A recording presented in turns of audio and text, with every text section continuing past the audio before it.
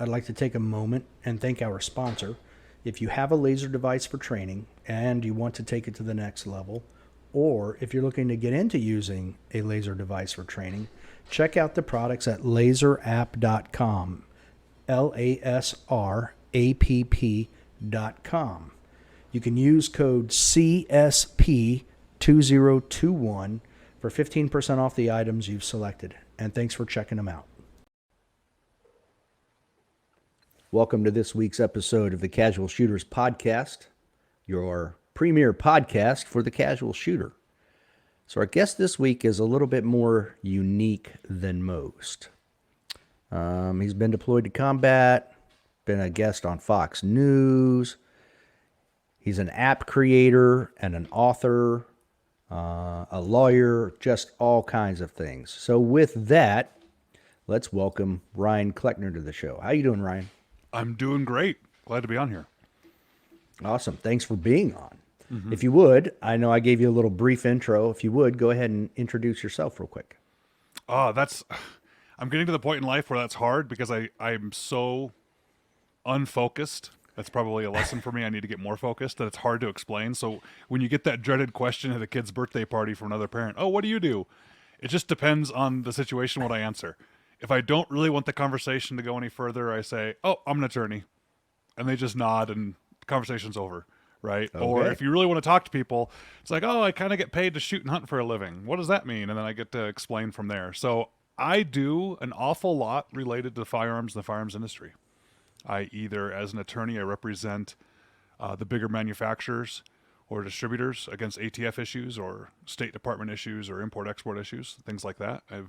Not very much. I do it just a little bit, just to kind of jump in and help out whenever there's a big problem. I like to write.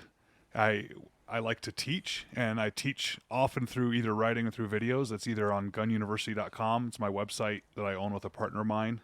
We try to put out good gun information that educates and where we tell the truth. And I don't want to disparage any other blog or magazine or article, but many places I, as a reader, am suspicious about their opinions on guns or products when I'm reading it, because I'm sure if anyone listening takes an honest assessment, there's at least once you've read an article and thought, oh, well, he's getting a free gun.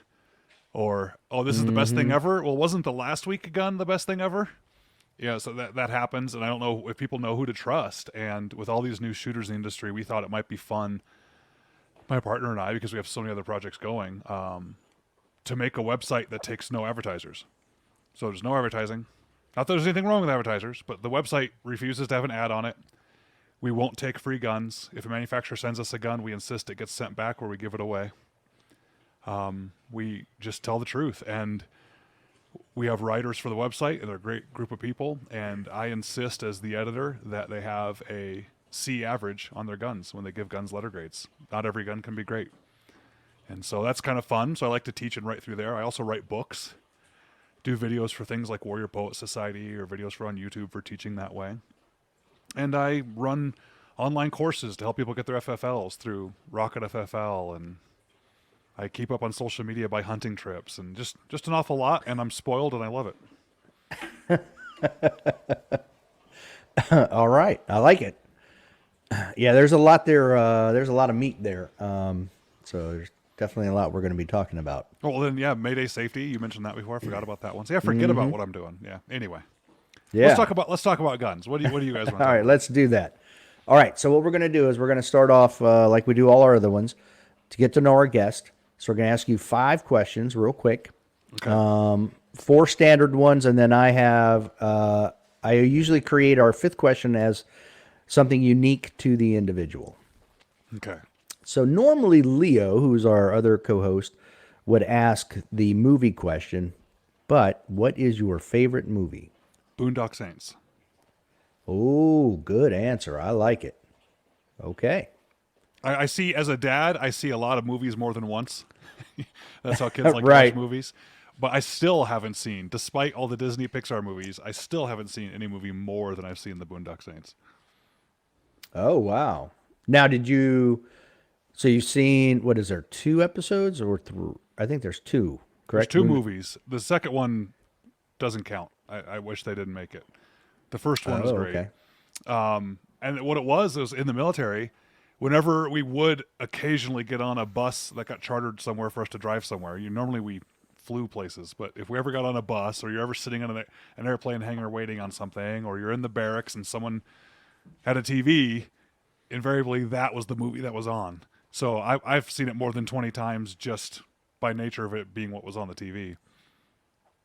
I got out before Boondock Saints was ever a movie, so. Alrighty then. Well, when All right, did it Huggy, come I'm out? Came out in like late 90s, I think. Yeah, I spent Yeah. 9.5 years in, and I was out in December of '94. Okay, there you go. Yeah. Just before that. Yeah.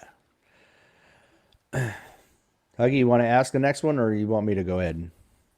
I can ask him real quick. Again, I apologize for the background noise when I stop, but I'm going to try to take care of that. But I personally would like to know what is your favorite book that you enjoy reading the most? 1984. Oh, I read that book once a year. do you really? Yep, and I listen to it on tape probably also once a year on audiobook, just because it's a fun road trip book to listen to. I haven't introduced my kids to it yet, but I have introduced my daughter to Animal Farm, and she's so far my hunting buddy. And so when she goes on hunting trips with me, she's 11 now. I tried to sneak that in there. I said, "Hey, you want to try listening to this book?" And she's requested it a couple times since, and I try not to propagandize her, but I will stop and be like, "Huh, that's interesting. Communism doesn't seem to work out. That's weird." And so she's getting all the hints from there. But no, on the Audible, the author, the narrator that they have reading 1984 is incredible. I think it's and every time I listen to it, I get more out of it. So there you go. Wow, I haven't read that since I was in high school in the '80s. Needs to be done, especially the audio. Just do the For Audible sure. one. It's so easy to hop in the car and listen to it 10 minutes at a time. Yeah, for sure. I I'm like gonna that have way to do too. that. The audiobook is kind of nice too, even though I like reading better normally because it allows me to daydream a little bit. And I get to daydream about the book and politics and life and stuff. Yeah. Okay, very good. My next question for you is who is your favorite superhero? And it cannot be Underdog. Oh my gosh, I don't know if I have one.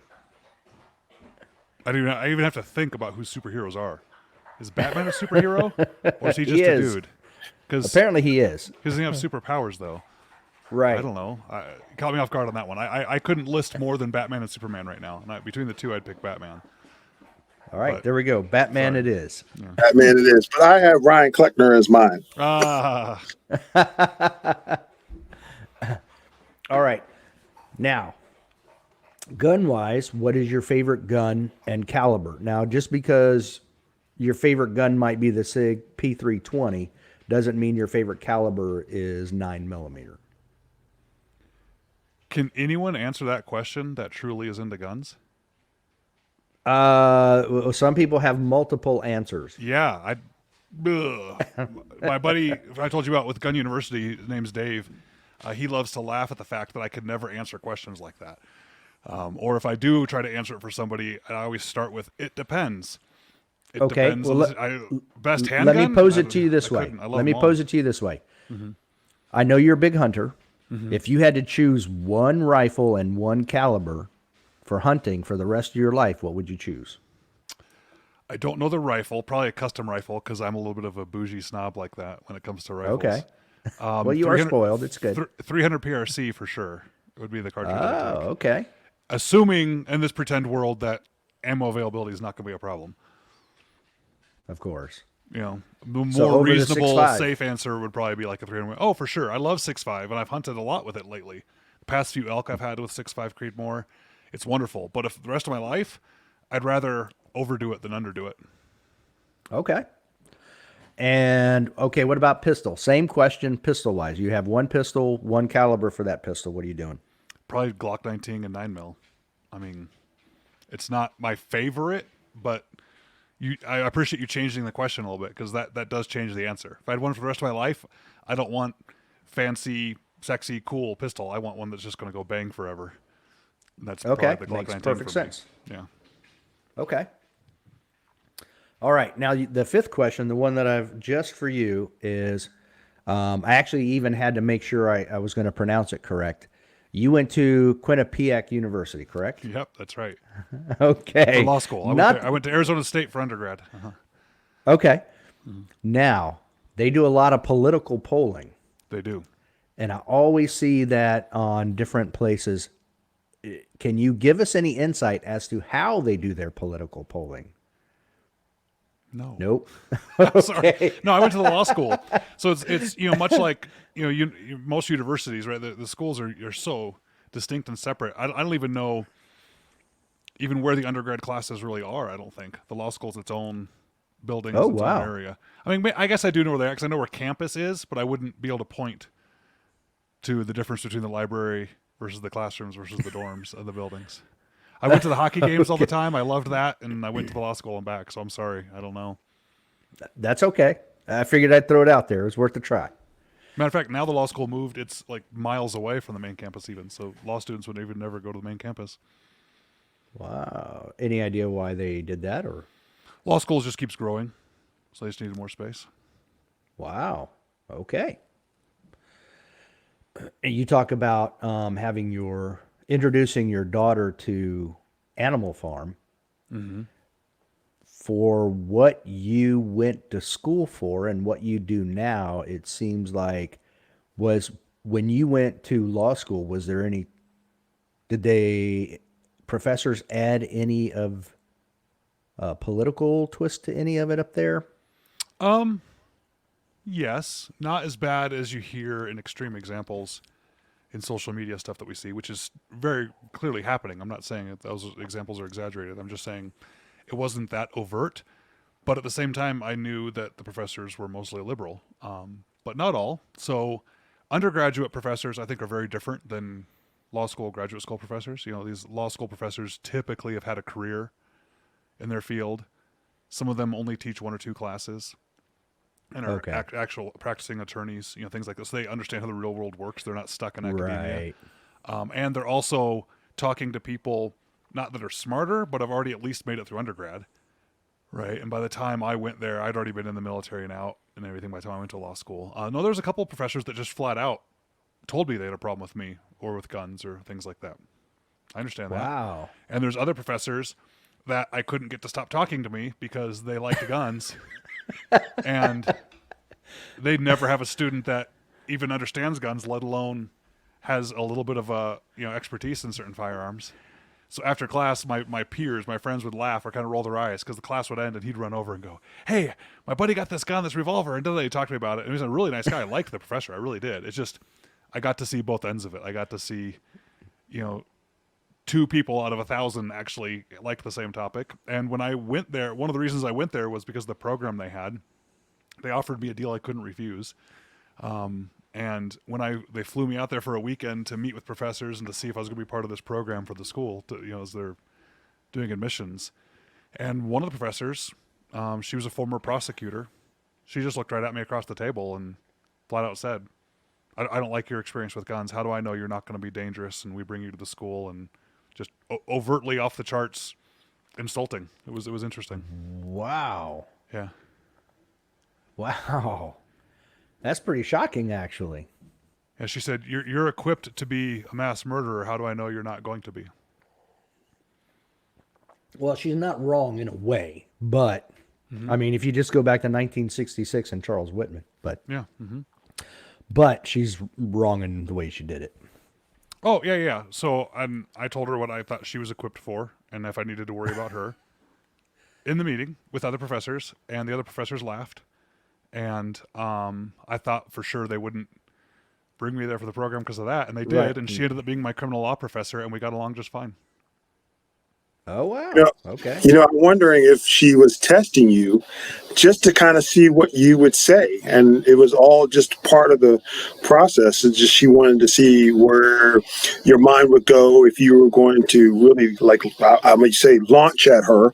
And you, step back and probably schmooze her. And she was like, "Oh, well, okay, he's good."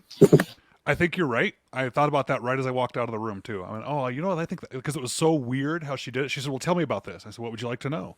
She said, well, tell me about it. I said, well, I used to do this in the military, and I've been a sniper instructor for this many years since then, and this is what I do now. Well, like that's concerning. And I innocently said, why? Why would that be concerning? She said, well, because firearms and sniper and all that stuff can be kind of scary. I said, well, ma'am, weren't you a prosecutor?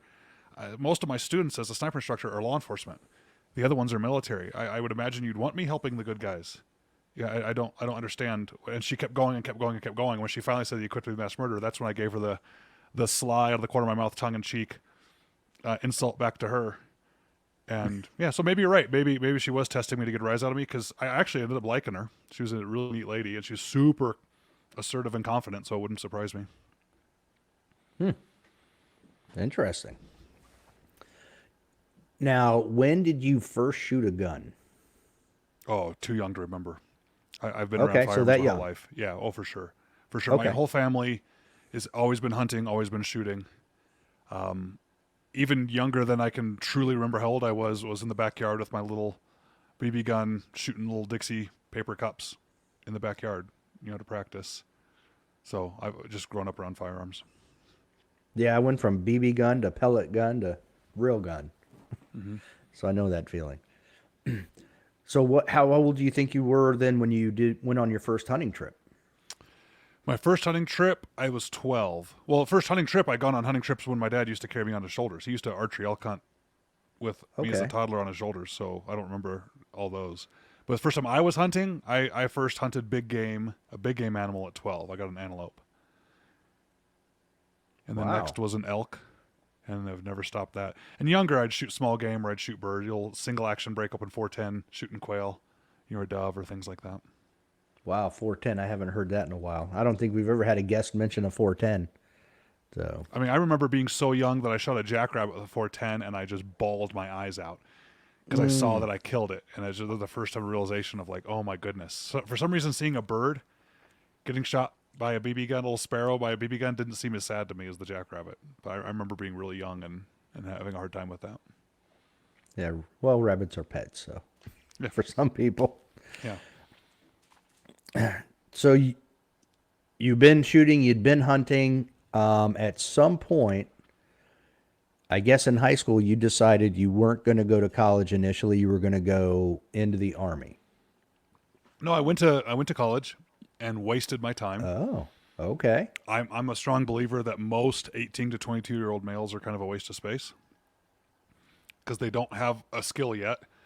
They don't have Right. money yet. They don't know what they're going to do with their life yet. Our brains haven't fully developed yet. So it's 18 to 22-year-old males, watch out. After that, trust them. Before that, trust them. During that time. And so it was just one of those things. I was wasting my time. I wasn't going to classes. I kind of was. I kind of wasn't. And about a year and change went by, and never thought I would join the military. Just always tell recruiters to get lost. And then just out of nowhere on a whim decided I need to shake things up. And really on a whim signed up and went. A week and a half later, I woke up in basic training. I mean, it was that quick. Wow, that is very quick. Yeah, I had to sign a waiver that said I understand I'm not waiting the mandatory 20-day wait period or something like that. Wow, I was Went in home. delayed entry for 11 months. Yeah, I was like telling recruiters to get lost, listened to a recruiter, went down to MEPS, took the ASVAP, went down to MEPS, and they showed me the book. They're like, hey, pick a job, whatever you want to do, you can do. And I said, and here's the signing bonus, and here's this. And I said, I knew nothing about Rangers except for friends that talked about them before. And I said, well, what's the chance of getting into a Ranger battalion? Like, not just going to Ranger school, but actually, working as a Ranger in a Ranger battalion. They said, well, you can get a contract for that, but you got to give up your bonus, and you got to give up this, and if you fail out of the pipeline at any point, we get to pick your job and where you're stationed. So you really want to do that? I said, sign me up. So a week and a half later, I was in basic training, regretting my decision for at least a few weeks. That might be the most honest recruiter in the history of the world. Yeah, they gave it to me. I passed up a good bonus. I passed up all that just to get the chance to go. Yeah. Okay. Wow, I'm surprised he told you that you were not going to get a bonus. if you failed out, they were going to choose where you were going and what you were doing. So good for Well, him. that's on purpose. I think that's part of the pipeline to get into a Ranger Battalion is they only want people that are there. I mean, RIP is what they used to call the indoctrination program to get in. Right. Hardest thing I've ever done in my life, by far. 3 weeks, and the speech they give you at the beginning. They look around. There's 126 of you, and we're taking 12. We're not taking the people that make it. We're not taking the people that can do this test. We're taking 12.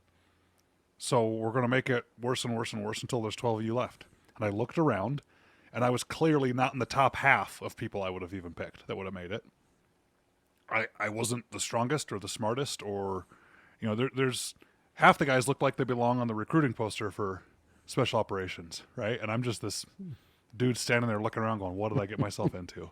Somehow I was still there when the 3 weeks was over. I didn't give up and quit. And I think that's the whole point, is the psychology of having to repeatedly volunteer and repeatedly give up nice things is that makes it to be the only people they want to come in.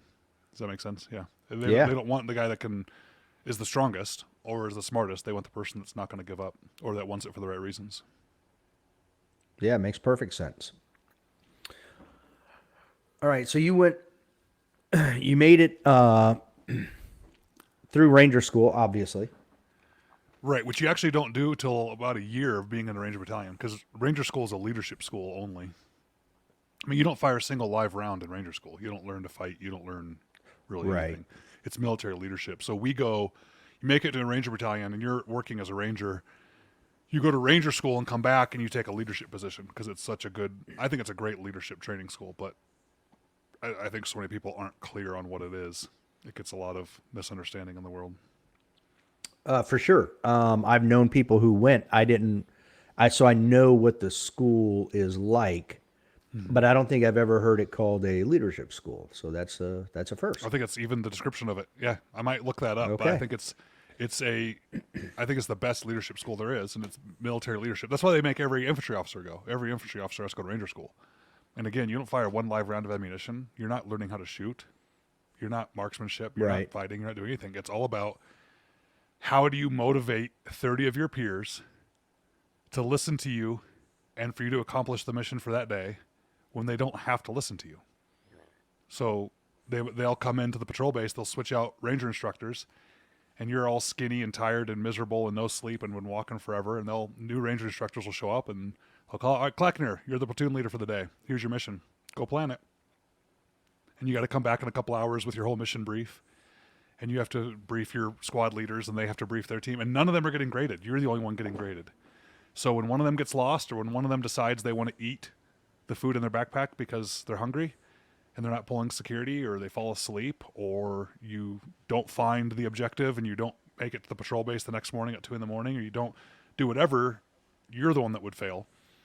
And then for the next 15 days, you're not getting graded for anything. You're just following along, helping your buddies out. So that's why it's such a great military leadership school. It's trying to get people motivated to do things they wouldn't do otherwise. Yeah, for sure.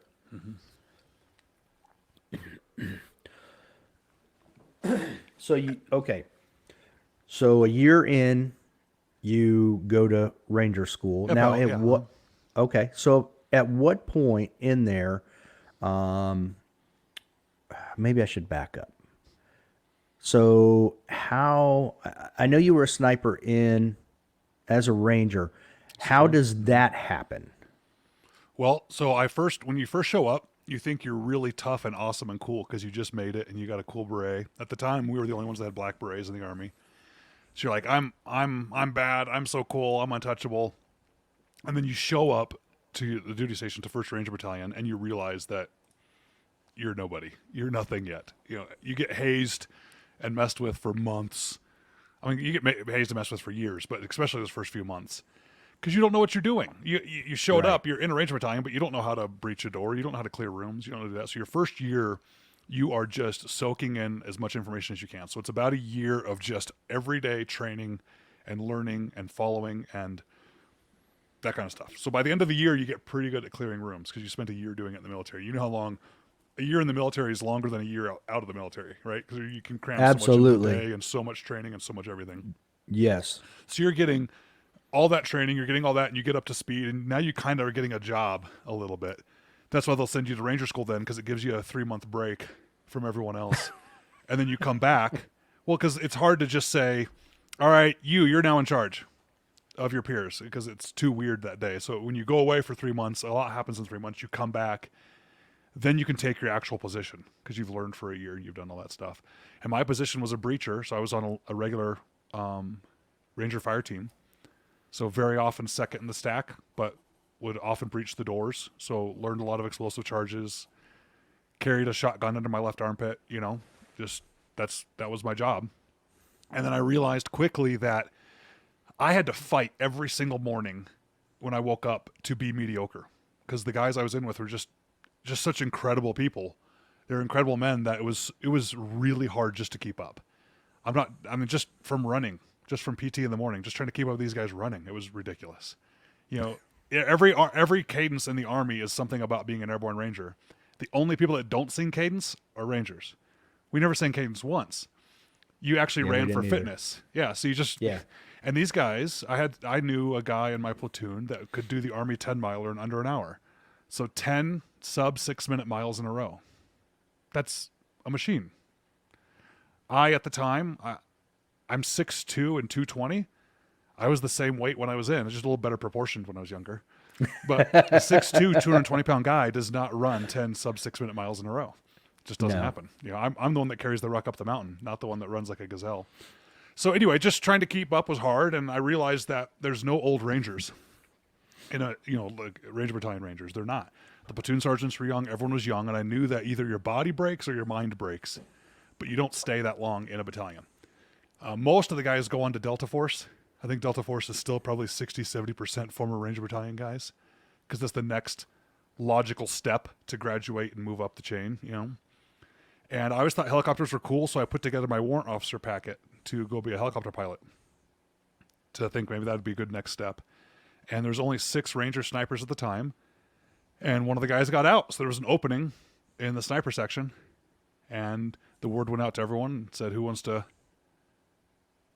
be a sniper next? And I put my name in the hat, and it came down to, I almost didn't get the position because other people had more seniority than me, but they asked me, Ryan, we want to keep you here, so if you tear up your warrant officer packet and promise not to leave and go to helicopter school, we'll give you the position. And that's how it happened. Walked over to the sniper section and started all over again. I was the brand new guy. I knew nothing again. Oh, and goodness. Just had to soak up all the information like a sponge as much as I could and go to a bunch of amazing schools. Okay. Wow. Interesting. Now, at one point, I'm going to back up for just a second. Because I don't know the process, but at what point did you go to Airborne School? Oh, Airborne School you do after basic training. So I did basic training. Okay. And then advanced individual training, AIT, which is where you kind of learn your job. But in order to get to a Ranger Battalion, I had to sign up as infantry. So infantry AIT is just more basic training, essentially. Right. Yeah. And then you go to Airborne School after that. And then once you graduate Airborne School, at Airborne School graduation is when the RIP instructors showed up. Seeming like they wanted to rip everyone's heads off. And picked up all the people to go to RIP. And then you go to RIP. And if you make it, you go in. If you don't, they send you to Korea. And then about a year after that, so I did Ranger School next. Then when I went to the sniper section, I got sent to SODIC that first week. Special Operations Target Interdiction course, which made me not so popular because there's guys that have been waiting their careers to get to SODIC. And I got to go the first week because of how the training schedule worked and all this. All of a sudden, the new guy gets to go to arguably the premier sniper school in the world. I got to go do that for a couple months. And then came back and just more and more schools. Different shooting schools, medical schools. They sent me to civilian EMT school. I became an EMT while I was in, just because they wanted every small unit in the Rangers to be an EMT. French mountaineering schools. Just amazing time. I really did have a wonderful mini career, and then got out and went to law school. That's a big budget for all those schools. Oh, I'll never pay back how much money I cost. Oh no, absolutely not. Yeah. Now, so did the other guys? Did they go to 1st Battalion, 75th? Is that at Benning? Nope, that's in Hunter Army Airfield in Savannah, Georgia. Okay, that's where I was at. 3rd Ranger Battalion is at Benning, and 2nd Ranger Battalion is up in Fort Lewis, Washington. Gotcha. So The other snipers, did they go to the Army Sniper School at Benning? Oh yeah, for sure. So most of us went to the Army Sniper School first as like a base level, understand how to be the basics of being a sniper first. And Your then intro, right. after they'd worked for a while as a sniper, and by the way, you learn, like we kind of talked about before, on the job just as much or more than you do in a school, but a school's a good baseline to start you off with. And they'd work as a sniper for a year or two, and if the chance came up for SODIC, because SODIC I think only ran at that time a couple times a year.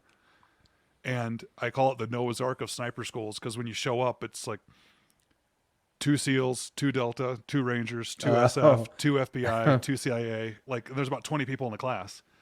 And so you don't get much of a chance to go. And then, so I think everyone eventually ends up going to SODIC though. And then there's a bunch of different smaller schools we can go to. So I went to SODIC before going to Army Sniper School. Matter of fact, the first time I pulled the trigger on an M24 was in SODIC, and I had to pretend like it wasn't. Because I tried to convince everyone there I knew what I was doing. So I just had my eyes and ears open and was taking notes like crazy from day one. And you guys have Leopolds on those M24s? We did. Well, to start in SODIC, your first 2 weeks, you're only allowed iron sights and a sling. Okay. And you make it through the first 2 weeks learning how to shoot with iron sights and sling, and you effectively have a test at the end of those 2 weeks. And if you fail the test, they kick you out. Which is a big problem I have with military schools, by the way. So many military schools aren't schools, they're tests. You know, Right. you hear instructors of military schools or people brag about the attrition rate of their school. It's like, well, that means you're a bad instructor. If you're so proud that you kick half your students out, that means you couldn't teach half of them. You know, that sounds more like Yeah. a test to me than a school. But anyway, so you would take a test after 2 weeks. A few guys would fail and they'd get kicked out. And then those of us that stayed, that's how you earned your scope and your bipod legs. And then from there on out, you're allowed to use bipod legs and a scope to shoot. Interesting. So I was at, I spent 4 years as an instructor at Quantico at the Scout Sniper School there. And we had on average, I would say a 60% attrition rate. Mm-hmm. We never lost anybody to marksmanship. We would, Oh, well, why'd they lose out then? it was all field skills.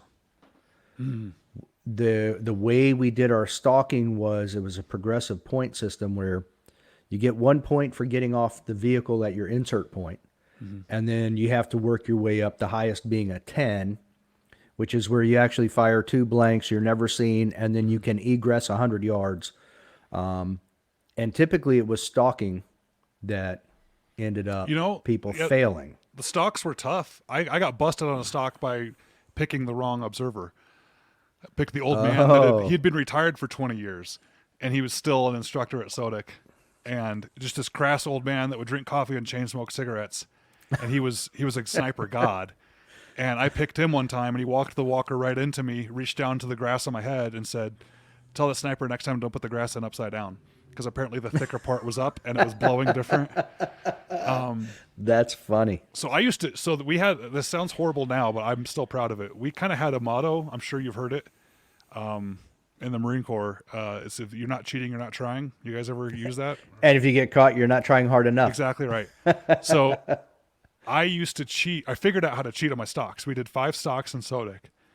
And on my last couple stocks, I figured out the game.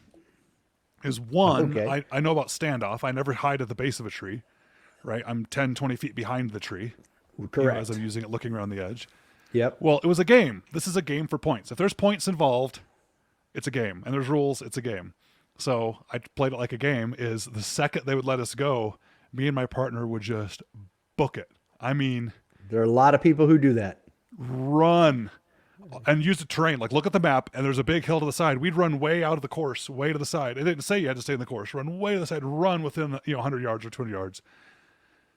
Sometimes the instructors wouldn't even be there yet, or they'd be setting up because there's so many students that just hit the ground and start belly crawling from 1,000 yards away. That's crazy. Right. And so we'd get there, and if the instructors were there, we had terrain in our way, so we could take our time and pick where we're going to go. But I would stack up behind the tree. I'd get in a position where I could just barely lean the right and see around the tree, and barely lean to the left and be behind the tree. Okay. When I'd get up on them, you'd always wait for someone else to shoot first. So I'd go to sleep on my rifle, and you had blanks, same thing. And the second somebody fired, I'd wake up and pull my trigger. Because both instructors, we'd have 2 instructors in the back of a vehicle, the second a shot would go off, they'd both turn and look at that shot. Right. So 2 seconds later, I'd shoot. So they couldn't have been looking over at me. And for those that are listening don't know, you probably did it the same way, Dave, is we had them identify a letter or something on top of the binoculars to make sure you could actually see the observer. Right. Well, or the observer would do an action and they would Yeah. have to identify that. Correct. So we had letters. They did little cards with letters on them right on top of the binos to make sure you could see where the binos were, to make sure they could spot you. So I would shoot, and then I would just make sure I was leaned back behind the tree when I reloaded, so they couldn't see any movement. Right? Okay. And then I'd stay behind the tree. I'd just stay leaned a little to the left. They'd get the walker over. There's never going to find me because I'm 10 or 20 feet behind the tree, which means the width of the tree is completely blocking me. They're getting the walker going all over. Can't get close. The walker gets within 10 yards to help them find me. Can't do it. It gets within 5 yards to find me. Gets within 1 yard, they can't find me. And if they still can't see you then they'll have you identify and take a second shot. Well, I'd hear over the radio the observer say, all right, prepare to have shooter identify. I knew that meant they leaned down to the box of cards at the ground to pick up a letter. So when they came off binos and leaned down to pick up a card, I'd roll back out. He'd put the letter up. I'd say, Romeo. And the walker would say, shooter identifies Romeo. And they'd look at the card and go, dang it, he's right. And when they leaned down to put the card back, I would lean back behind the tree. And then they'd say, have him fire a second shot. I'd shoot my second shot into the back of the tree because it's a blank. Oh, Bang! goodness. And you'd hear the instructors, oh my God, I couldn't even see the flash. I can't even see him at all. That's amazing. Yeah, so sorry to the instructors now if you're listening to this, but... Well, yeah, in the Marines, we did a little different where you had left and right lateral limits and you had to stay within them at all times. So, Okay. But Well, that's that first funny. part wouldn't have worked, but the peekaboo behind the tree, I thought that was smart. But anyway. Yeah, you're definitely playing the game. That's funny. So how long then were you in the Rangers as a sniper? 2 years, that's it. Oh, wow. Okay. And then went to Afghanistan twice and said, guys, it's time to leave the party while I'm still having fun. I'm not. Yeah, while you can still have fun. Yeah, well, I was already getting hurt. I was already having bad hips. I was already limping around at 23. This is ridiculous. Like, you guys are great. I had a wonderful time. But the way I looked at the military was if I was going to re-enlist and be in 8.5, 9 years, depending on how you do the math, I'm almost halfway to retirement. So I might as well stay for the full career. And if I was going to stay a full career, I knew my body or my brain wouldn't last in a Ranger Battalion my whole career. So I was going to have to move on anyway. And the only bonus opportunity I had was for effectively college, the GI Bill. I thought, you know what? You guys go do stupid stuff in the desert. I've gone twice. I've got all my limbs. I'm going to go back to school. And if I'm done with school and I want to come back, I'll be able to come back as an officer. And that sounds like a better job. Yeah, much better. And especially for retirement too. And that's when I started teaching at a government contracted sniper school. And that's actually where I learned way more about shooting than I did in the military. I mean, I got a lot of great experiences in the military, but I didn't really put it all together until I got out. And I'm sure you recognize these moments too, is even as instructors, sometimes you're just teaching what you've been told. You don't know that's really what's happening. And I didn't really understand how to teach until I started class in, class out, dealing with some civilians, some police, some military, some whatever, and figuring out better ways to explain things. And all day, like you did, Dave, watch sniper students, right? I got to watch people hitting targets all day and calling wind all day. And that's really where I learned, I think, how to teach and a lot of my theories I have on shooting. Yeah, we were fortunate in that FBI HRT was a half a mile to a mile away from us, so we did stuff with them. And then every year, for about 3 years in a row, we ran a couple of DOJ law enforcement classes. So, you're one way with military guys, but then you're completely different with these other guys and how you interact with them, how you teach them, and all of that. So it was very interesting, and you definitely learn the more variety of people you have to teach. You learn, and this is I've been a paramedic now for 22 years. Okay. I do a lot of teaching paramedic students. I run a lot of internships with people who are paramedics, but they've never worked on the street before. And the biggest thing that I learned as a sniper instructor, and I'll even say just a marksmanship instructor in general, is everybody has a different way to learn. And you as the instructor, it's not incumbent on the student to change to the way you teach. It's incumbent on you to change the way you teach to reach that person. And that's where I think a lot of people fail. A lot of instructors aren't that way. Exactly. A lot And of instructors are. that's where I think a lot of them fail. Yeah. Especially the military instructors, because some things can be so, rigid or sing-songing in how they teach it. This is how we teach it. I'm like, well, okay. Yeah. Right. And I think that actually adds to some of the failures in the military, people failing out of schools because this is the way we're teaching it. If you don't get it, then it's your fault. We're moving on without you, and that's too bad. So. Right. That's what I mean by the sometimes more of a test than a school, Exactly. Yeah, it's not really about teaching or learning. It's a big test, like you said. Yeah.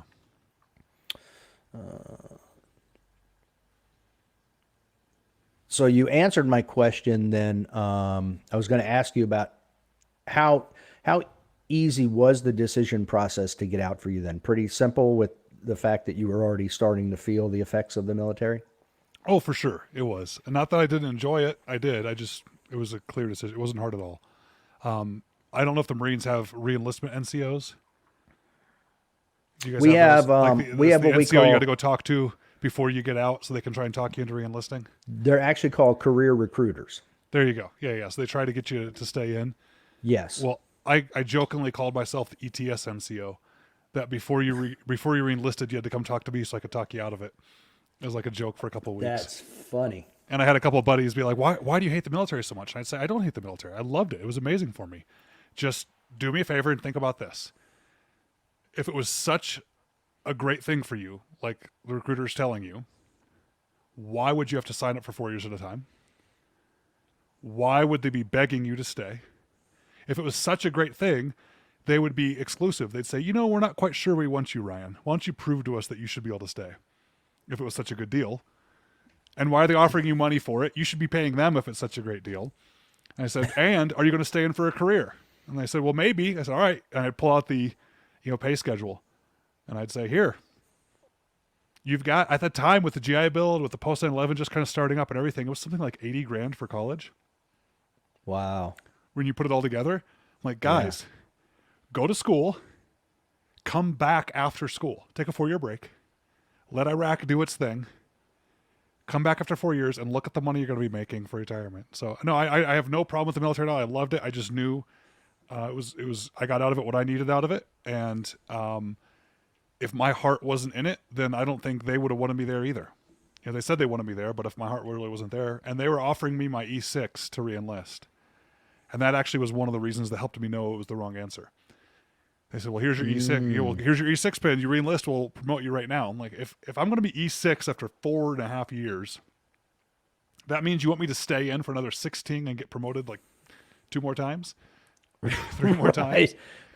That's actually an argument of why I need to leave. Thank you. I'm out. And I almost went back in. So after law school, I considered going back in as JAG. I thought that might be neat to do. That wouldn't be a bad choice. No, it wouldn't be bad at all. And if anything, too, you know how the military works. Most of these JAG officers wouldn't know how to tie their boots when they joined the military, right? They wouldn't know how to put on their uniform. Right, exactly. And so you know how classes and promotions and job assignments work. If I'm the only one there with a combat ranger scroll on my shoulder and jump wings and all this stuff, I'm going to stand out. I was like, oh, I'll go back as JAG. That'll be an easy career. And my wife at the time said, no, I married somebody who wasn't in the military. I'd like to keep it that way. And my answer was, fair enough. No problem. Okay. Well, that's actually why I got out. For me, the cutoff was going to be 10. If I reached 10, I was in because there's no reason to throw 50%. I did reach 9.5, but Clinton was the president and the drawback was crazy. I was having to go through sensitivity training. There was just the deployment time. It was funny. I came from a Marine reconnaissance unit up to Quantico. And one of the guys who was an instructor went to the same, when he left, right after I got there, he went to the same Marine reconnaissance unit I left. Ran into him a couple years later, or about a year later, the deployment time in those units was 10 months out of the year because there was such a drawdown and there were so few units now. They were constantly being deployed. And I was like, that is not, the wife wanted to have kids. Yeah. I'm like, you can't have a And family. you did some amazing things. I mean, if you came from a recon unit and you were an instructor, that's an amazing experience, an amazing background for it. That's kind of what I did. Like, well, what else am I going to get out of this? Another 10 years? What other boxes am I going to check off this list? Yeah, I mean, when I was in Okinawa doing that, I actually took a class from an Army Special Forces Sergeant Major, and it was all about man tracking. And he had run missions into Laos in Vietnam doing man tracking. So got to do all that, got to go on a 3-day. They took 1-1 is in, oh shoot, why can't I think of it? It's there on Okinawa. I can't think of their little base. But they set up a trail through the jungles of Okinawa, and we tracked them for 3 days and did a bunch of stuff. So I got to do that. I went to long range surveillance leaders course. I went to Pathfinder. I went to jump. I did all that. So I did a lot That's cool. Yeah, I did a lot of fun stuff in the Marine Corps, but man, I am paying for it today. Yeah, it is kicking my butt. So I know exactly how you feel. And when you said you were already feeling it at 23, I'm like, well, you had two things going against you. You're 6'2" and 220. So everybody thinks your pack is bigger and you can carry more. And I did. Well, and as part of a sniper section on the deployments, the RTO, right, is the guy that carries the big radio in the platoon. Mm-hmm. Well, when there's two of you, one of us is the RTO. And when you're going out for 4 or 5 days, that's a lot of batteries for that radio. And then the way we worked things, we had a giant digital camera with this huge 110 millimeter lens to take pictures far away, and a Panasonic Toughbook, and satellite antennas to be sending all this data back. Oh, and by the way, I was the medic, right? So I was also the medic. So I'd carry IV bags and the medical supplies. So when you look at the platoon and realize that all the jobs are in two people, who's the RTO, who's the medic, who's the PL, who's the this, you kind of put it all together, you have ridiculously heavy packs. Yeah. Yeah, exactly. The loadout's crazy. Mm-hmm. I totally get it. I would jump at 400 pounds. Wow. Yeah, so I've tipped just up to 400 pounds before on the scale before you jump. So it's all just everything. And how much of that was the chute and the backup chute? I mean, carrying 100 pounds is not that big a deal. So 100 plus me, 320, 80 with other stuff. So just it wears on you. It's definitely a young man's game. Definitely a young man's game. There's something about being, 22 and thinking you can break through a brick wall, and then getting to 42 and realizing, why would you do that? I'd rather stay home. Yeah, absolutely. I'm sure you've heard of Camp Dawson. I've been up there. I got drug across an LZ because a smaller guy was being drug across the LZ, and I couldn't get away from his parachute. Got caught up in that. So I landed literally without being able to do a PLF, like at a 60-degree angle. Yeah, you take a beating in the military. Yeah. So like right now, I'm looking out my window, and we have a snowstorm here, and I can't see 200 yards, maybe not even 150 yards, because the snow and the storm is so thick. Young Ranger me would look at that and say, "Ooh, that looks miserable. Let's get out in that and have some fun." Right. And older me says, "That looks miserable. I'd rather sit here in the warm house and talk to Dave." Exactly. And even then, as a civilian, you can dress way warmer and much more comfortable than you could in the military. So now, when you were in, I like I said earlier when we were talking off the air, I listened to your other podcast, and you're going ballistic, and it was very intriguing to me that I guess as an undergrad student at Arizona State, you were teaching other students like land navigation and other things. Yes, but not at Arizona State. So I taught at a community college. And so I also went to a community college. So the first couple of years of my undergrad, I went to community college, which I recommend everyone to do. I mean, first off, I don't recommend that necessarily anyone go to college.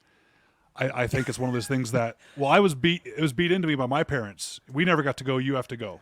I'm not mad they did that, but it was just my parents believed college was the only ticket to success. You better go. And now I'm the de facto friend among my peers that gets to talk to their kids. Oh, Ryan, talk to Susie about why it's important to go to college, because by the time you're a lawyer, you've had a bunch of school, and so people think, well, you're the guy that's going to talk to her. And I'll look over and say, oh, Susie, you think about going to college?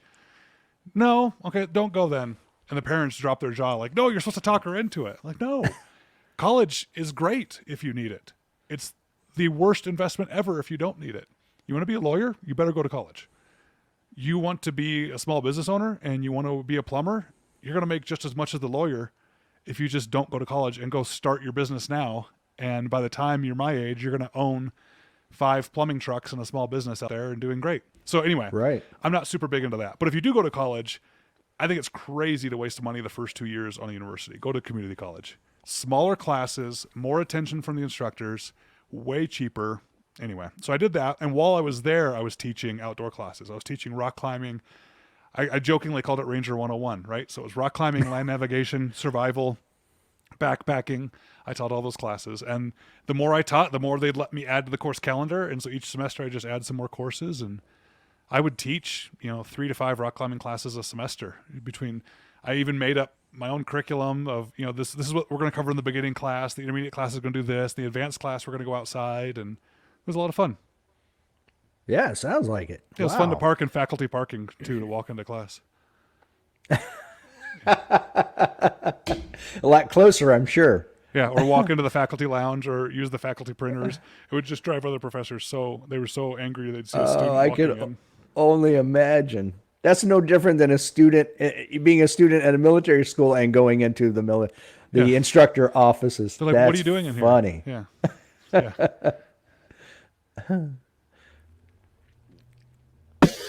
Yeah, I can honestly say that I did that. I went to military school for 4 years. So, my rat year when I came in and, I went into an officer's lounge and they all looked at me and I just went and did my thing and walked out, and I was like, oh, I know I'm going to catch it now, and next thing you know, nobody said anything. And I'm like, okay, keep going. Don't look back. So That's the key to life sometimes. Just act like you're supposed to be there. Exactly. And most people won't say a word.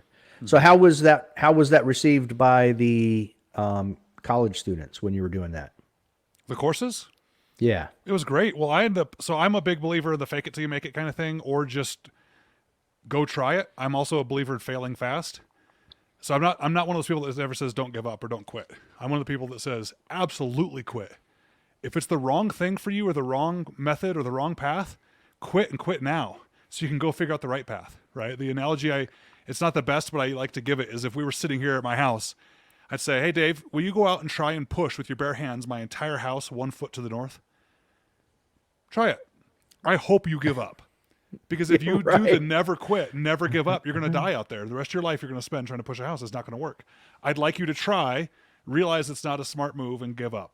So I'm not trying to be someone that says give up and quit in life, but if I am going to fail, I want to fail quickly. And so I just go for something. And for teaching, I was at the rock gym just because I enjoyed rock climbing. And I saw these college students coming in.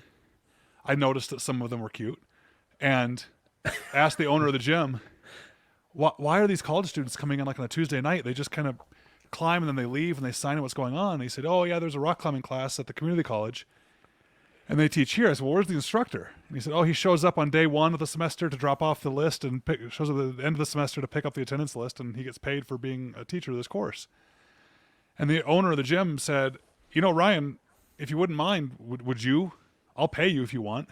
Would you mind teaching them? I said, sure, no problem. So I started teaching them every Tuesday night. I would teach them fundamentals and get them going to the next level. And after about a month of this, I went to the department chair at the college and said, hi, I'd like to introduce myself. I'm the guy that's teaching your rock climbing class, that's in the physical education department. Wow. And I want to keep teaching it. What can I do? And she said, well, normally professors need at least a master's degree, usually like a PhD, to be a professor. I said, well, I'm glad you said that because your rules also say, or 5 years experience in the field. I've got 5 years experience in the field. Why don't you hire me? She said, okay. And so I put together a lesson plan and started teaching, and I just grew it and grew it. I think the students really liked it because it was a credit earning class where they got to learn actually how to make anchors and how to do things out there in the real world rock climbing. And the few that made it through to the advanced class, every weekend I'd meet them somewhere new around the Phoenix area, and we were rock climbing, on the school's dime. The school bought all the I got them to buy all the equipment and put it all together, and yeah, it was fun. Yeah, learning life skills. That's awesome. And I ask that because I imagine at some point I feel like it would fill up. The class would be filling up as word got around and the stuff that was being done, so it'd be a more popular class. It was doing well. I think at its peak, I had 2 beginning classes a semester. So 2 nights of the week were a different class. You meet 1 time a week, right? And then 1 intermediate, 1 advanced class. So I had 4 classes I was teaching there. And then that would grow into, like I said, the backpacking classes or the land navigation classes where we'd meet in the portable buildings on the campus on night classes. And I would teach land navigation for a semester. How to read a map, how to plot points. So I'd have them out there doing their pace count in the soccer field at night. It was really fun. And then we'd go meet around places around town to hike. And I'd say, student number 3, I want you to get me to this grid coordinate. Let's go. And the whole class would follow behind them. And we'd get there and we'd talk about good and bad. And then eventually those students then wanted to take my backpacking courses, which would be, we'd take a whole weekend and we'd go backpack somewhere around the Southwest. And if they were a prior land nav student, I could say, all right, Tim, this is where we're going tonight. How do you think's the best way to get there? Let's go. So it was a little bit of a racket. I couldn't believe I got paid for that stuff. Yeah, nothing wrong with that at all. Mm-hmm. So you graduated Arizona State with a Bachelor of Science. Now, what did you actually get your degree in there? Oh, I'm not happy about it. I got it in political science, which I did not want. Okay. So I was a physics major until the last semester. So I did all my pre-med requirements. So I took the organic chemistries, I took all the anatomy and physiologies, the cellular biology, and all the pre-medical requirements I took. Until I realized I was dating a doctor at the time and her life was miserable. And I was a little bit older than the rest of the college students because I had the military first. And I don't think it was an ego. I think it was more, I've already proven myself through a crucible and know what I can do. I don't think I need to go do medical school and then 4 years of residency and then have all those mountains of debt and then start at the bottom and work my way up again. That doesn't feel good. Life's short. Yeah. And so I ended up transferring to ASU's West Campus for the last semester, and I walked around day 1 of the last semester trying to find my classrooms. And I couldn't. And I went to the main registrar, and on the top of my sheet said West Campus student. Couldn't find them, and I went to the front office the first day, panicked because I'm late to my classes. And she's like, oh, sweetheart, those classes are only on the main campus. Because I'd already taken, I forget how many calcs there were, like 3 or 4 calculuses, then qualitative analysis after that. I've already taken those. I'd already taken all the basic physics classes. And so I was all on the advanced stuff, thermodynamics too. They're like, we don't offer that here. That's only at the main campus. I'm like, well, I'm not going back to the main campus. This is my last semester. I want out. I'm ready to go. And she looked at my transcript. She said, well, you could still get a BS degree in political science if you go take these 2 political science classes. I only had to take 2 classes. Oh, wow. I said, all right, done. So I went and I took 2 political science classes, and everything else kind of like waved over. And I said, I refuse to get a BA. Nothing against someone that gets a BA, but I took way too much science to not get a BS. Right. So I got that and then got out and thought, well, what next? What do I want to do now? And just like the military on a whim, I went to law school. It's kind of my next challenge in life, and here I am. Wow. So when you were, at what point did you get hooked up with the National Shooting Sports Foundation? So your first summer of law school, so you have to sign a piece of paper that agrees you won't work during your first year of law school because you have to focus on law school too much. But your first summer, you're supposed to get an internship, and there's a lot of pressure on this internship, on it being, it's so crucial you get the right internship because that's what can set you up. And it's true. I'm a strong believer that your first job, your resume or your transcripts from school matter. From then on out, it's who you know and how good you were at it, right? The first job, they ask you to see maybe your GPA or where you went to school. By the time you're on the second job in that field, it's because you knew somebody or they knew you were good enough and they're bringing you away, and that stuff doesn't matter. So this first internship was so big because, from there you'd make your contacts and connections and go on. And the National Shooting Sports Foundation is there in Connecticut. And I heard about it from somebody else who was trying to get the opportunity and they couldn't do it. So I reached out. They gave me the internship and they paid me, which is rare for an internship. And by the end of the summer, they said, we'd like you to stay. Would you take a job? And I was the manager of the federal government relations for the firearms industry for a few years. That was fun. And then I left there and went to Remington. Right. Now, is that when you did all your videos then while you were a law student? Yep. So the first round of videos where I'm just in a studio, the early, like, what is a minute of angle, things like that. Yeah, that was right, actually... with the whiteboard? Yeah, that was actually Dave Miles, who is still a great friend, used to work for the NSSF, and he was in charge of videos, and they had their own video studio there, and he walked up to me one day and said, hey, you know long-range stuff, right? I said, yeah, I do. He said, would you like to teach? Sure. So I walked downstairs. He said, here, put on this NSSF shirt. So I put on this giant baggy NSSF shirt and said, can you do this? I said, sure. Let's put a whiteboard here. Let's give me like a cooking cam, like a video camera above me to show the whiteboard, and let's roll. We just rattled off and did those videos, yeah. Okay. They weren't bad. They were pretty good. I like them. They've more views than I ever expected, so that's good. So then I noticed that basically the same year you graduated with your law degree, you started at Remington. No, actually, because I went to part-time law school once I started working full-time at the NSSF. So I switched to part-time law school. So I was in my last year of law school when I actually quit the NSSF on a Monday and said, I got to focus on school because the better future for me is after law school. And the longer I stay here, the longer law school's taking. I need to focus, get law school and the bar done. So I quit. And that Friday, Remington came and hired me. And I even told him, no, thanks, I'm not looking for a job. And the CEO made me an offer I couldn't refuse. And so called my wife and said, guess what? I got a job, when we were both excited that I quit earlier. And I was still a law student when I started at Remington, and then graduated while I was there and spent 3 or 4 years of a whirlwind of travel and just awesome opportunity at Remington.